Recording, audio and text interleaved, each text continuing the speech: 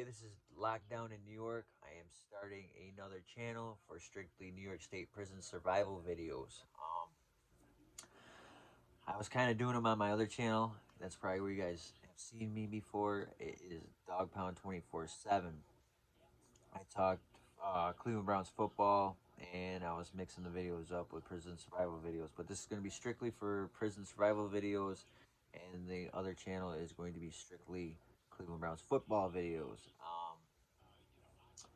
For all of you that have not seen my videos, I did a 6-year bid in the New York State Department of Corrections for burglary, second grand larceny, firearms. And for all of you that have not heard, I gave my info in another video in case you want to look me up.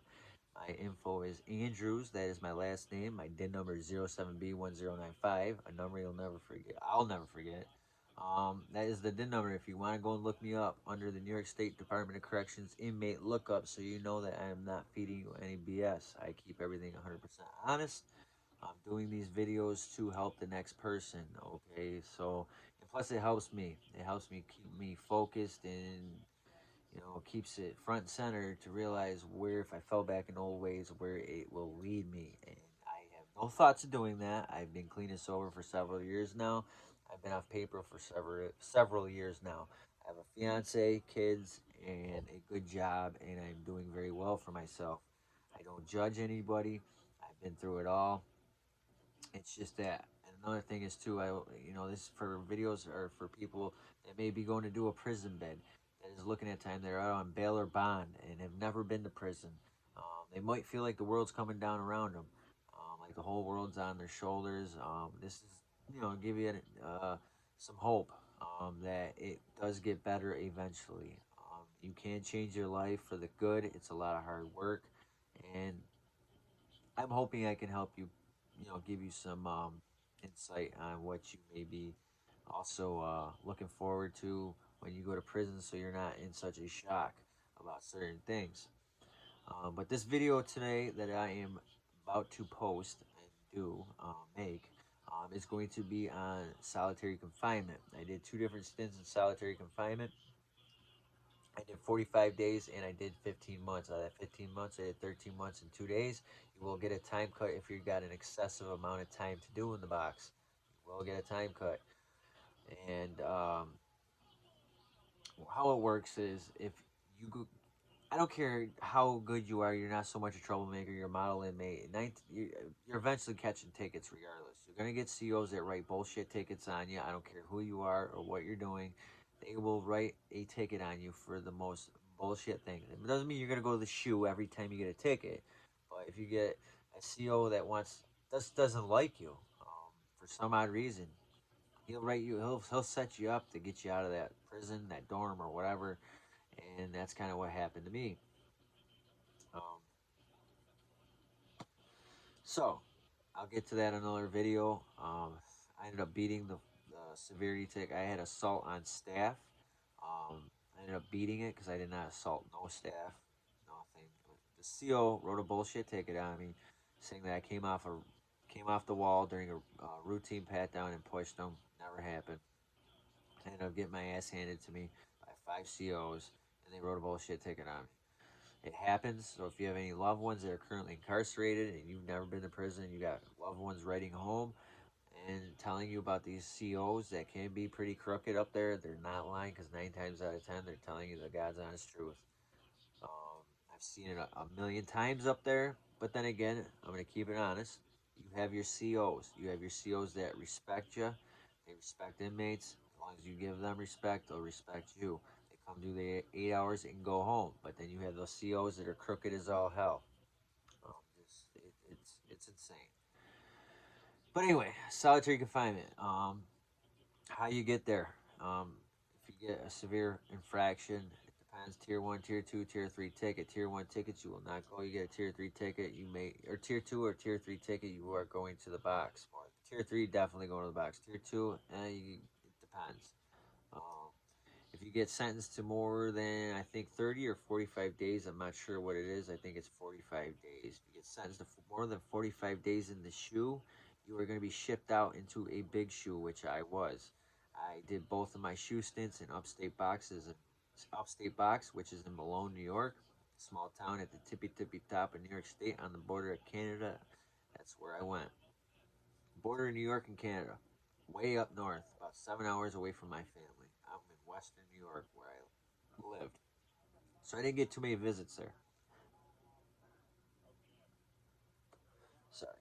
Um, first thing is first. Like I said, if you get 45 days, 30 days or less, you're going to be in a single man.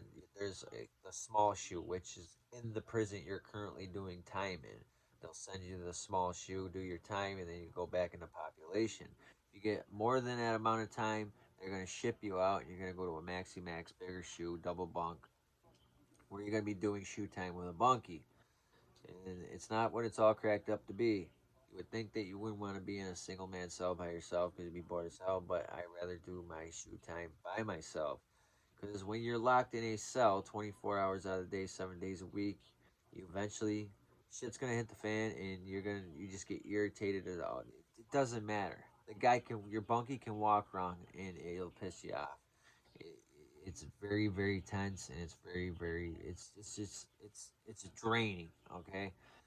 Um, how they determine who you're going to be your bunkie, who's going to be your bunkie, or who you're when you if you arrive. They classify you based on your height, weight, race. They try to match you up that way with your bunkie. You'll start off on level one. There's usually in the shoe. There's level one, two, and three. Every 30 days you get evaluated and you move up. Level one, you only get 3 showers out of the week, which I'll get to the shower part in a minute.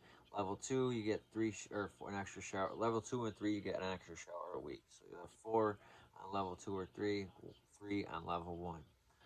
Um, let's see here. Um, like I said, you get the shower part. Your shower is in your cell, so you're not coming out of your cell to go down to a shower or nothing like that.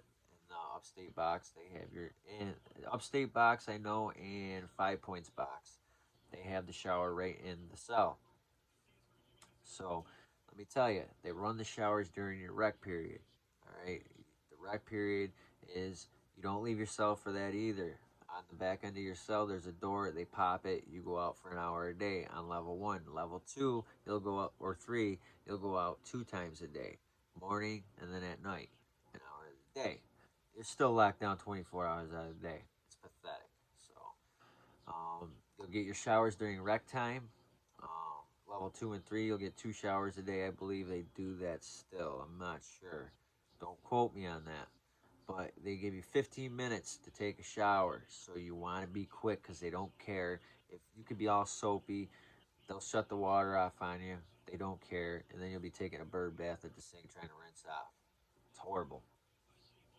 Um, So, like, yep, like you and your bunkie, you gotta be quick in the shower because you don't want to be soapy. It's horrible. They don't care, so don't yell out your gate, out the door, turn the shower back on. I'm still full soap because they don't care. They're not turning your water back on. So you want to be quick in and out. Soap up, shower off, rinse off. Um, Covered that. Your commissary, when you're in the shoe, solitary confinement, whatever you want to call it, you're only going to get commissary once a month. And yeah, it's once a month. The only thing you're buying is your cosmetics, stamps, and envelopes. You don't buy any food on commissary. It's not allowed. So you're starving there. You get fed 3 meals a day, and the portions are small. So you're gonna be hungry a lot. I'll tell you ways to try to fill that void. You know, so you have like a snack later on at night or whenever you're hungry. What I used to do, I used to save all my fruits. I used to save my bread and butters. I would take my bread and butter, I'd butter the bread and throw sugar packets on it. Sprinkle sugar on it so it gives you a little something. It sounds kind of crazy if you've never been through in that environment. It's believe me, it's good when you're in there. Um, you don't have anything to look forward to in there. It's depressing. Um, like I said, you never come out of your cell. The only time you're ever going to come out of your cell is if you have a medical call out, if you're going to see a doctor, down at the infirmary, or you're going to see a dentist. That's one way you're going to come out of yourself. The other way you're going to come out of yourself, you have a visit, called down for a visit. And sometimes you never get a visit because you're so far away from home. At one point when I did my long stretch in the shoe, I did a total of I think 4 months in the shoe without ever coming out. So imagine being locked in a decent sized bathroom, size of a decent sized bathroom, for 4 months without ever coming out. Picture that. It's horrible. Um, Depending on once you hit level 2 and 3, they'll give you a set of earbuds, which plug into. They have an adapter on the wall with 3 holes. Number one hole is for the news, world news, national news, or whatever. You can listen to the news. The second hole is for music, which they switch like every 4 hours, different types of music, rock, country, rap, hip hop, all that good stuff. So they have a schedule they go by. On the 3 hole, they play strictly sports. So you can listen to football, basketball, depending on what's on, they'll throw it on. You can listen to it through your earbuds. Um, like I said, you have your rec pen. You'll have rec once or twice a day, depending on what level you're on. And like I said, you go out on the out into your rec pen. It's like about the size of your rec pen is about 4 by 8 feet. There's nothing out there. It's just good to get out there, get some fresh air, and you can make a pull-up bar out of tear up some sheets, make some handles off the fence, make a pull-up bar. That's about it. Um, you can't use the telephone, phone calls. You can't receive phone calls in the box or make phone calls. You can't receive phone calls in any prison unless you have your cell phone, which you're not supposed to have. That's how I got my 15 months. But anyway, you can't make phone calls while you're in solitary confinement. The only way you're going to use a telephone in solitary confinement is if you got your hands on a cell phone, which is very hard in solitary confinement, or if something tragic happens in your family. If the chaplain calls you down, you do not want that call out. When a chaplain calls you down, it's usually very bad news and tragic something. Something tragic has happened within your family. So heaven forbid, God forbid that even happens. It's the only time you use a phone. The only way you can correspond is through mail. So be careful what you write. So if you're writing somebody in prison, be careful what you write because they do read your mail. They will read. They skim through all incoming mail. They check the mail, so don't send anything that's crazy or nothing like that. You can't smoke while you're in solitary confinement in New York State. You cannot smoke at all. But we do. There's ways that we do and how you do it. I'm not going to get into how we get it or anything like that. Um, I'm not going to blow up anything. So give me intel so they can. I'm just not going to get into all that. There are drugs. When you're in the shoe, you can get your hands on drugs. You can get your anything known to man. All right, tobacco, weed, heroin, pills, whatever. It's all in solitary confinement, just like in general population. I pretty much stayed away from drugs the whole time I did my bid, but I will be honest with you. I did a lot of marijuana, smoked a lot of weed when I was in solitary confinement. Because when I was doing my 15 months, I did not care if I got a dirty urine or not because I was maxing out anyway on my bid. They couldn't give me any more time. I was maxing out from the box. So I didn't care about a dirty urine, and when I smoked weed, it took me out of reality. It took me out of the situation. It relaxed me, as you all may probably can relate or understand. That's the only time I smoked weed. Anytime I could get my hands on weed, I did. Um, so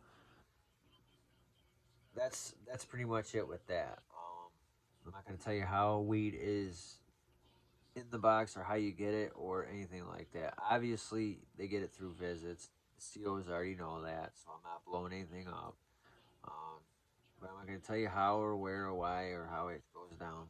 I'm not going to do that, get into that, but there is. You can't get your hands on that when you're in there. Tobacco, same thing.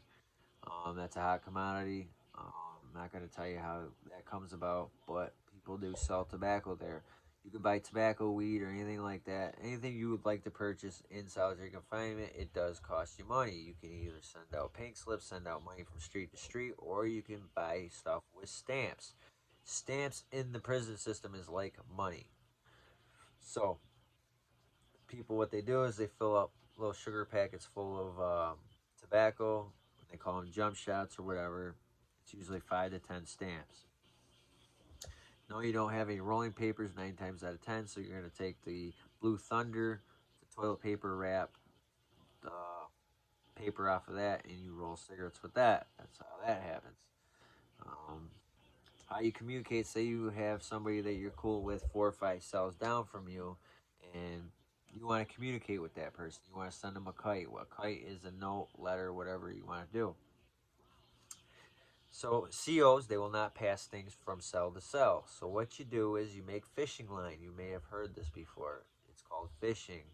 You'll how I used to make my fishing line. I used to take a pair of state pants and I used to tear them and then take 5 strings at a time and tie it together, knot it together, and I had a crazy amount of fishing line and it's very strong. Um, and then you take a old toothpaste bottle. You're gonna flatten it out.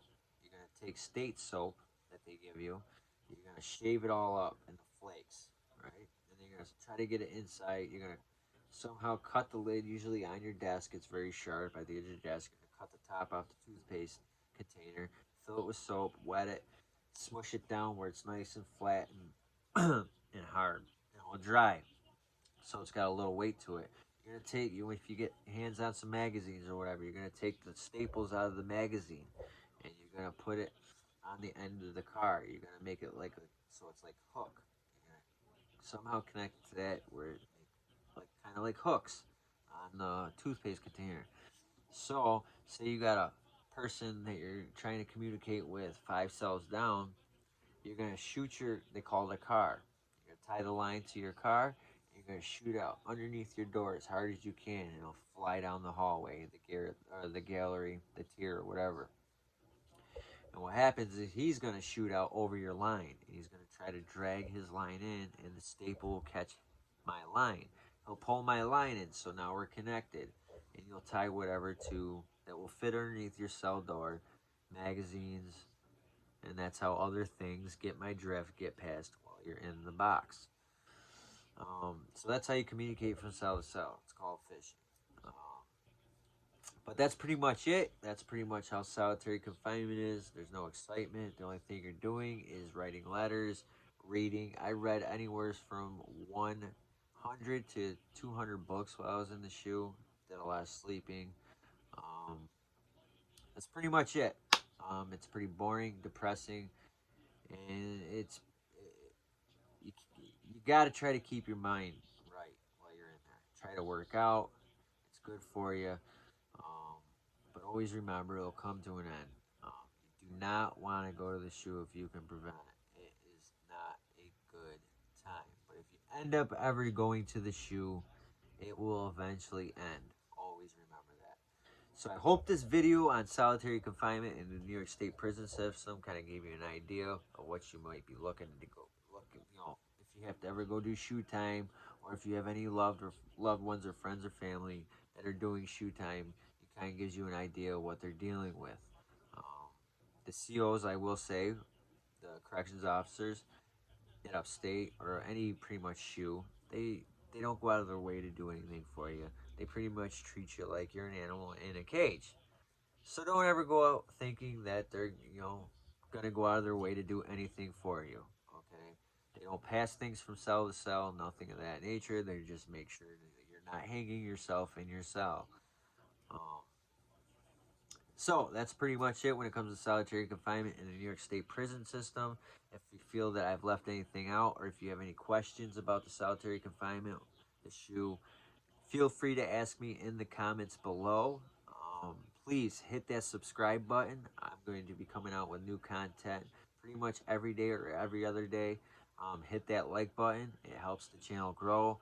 And the more the channel grows, the more content I can produce, and the better the channel and the stronger the channel will get.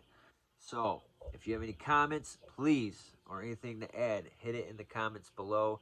Smash that like button, smash that subscribe, and I'll be coming at you with more videos. This is PJ with Lockdown in New York. God bless, be safe, have a good night. See ya!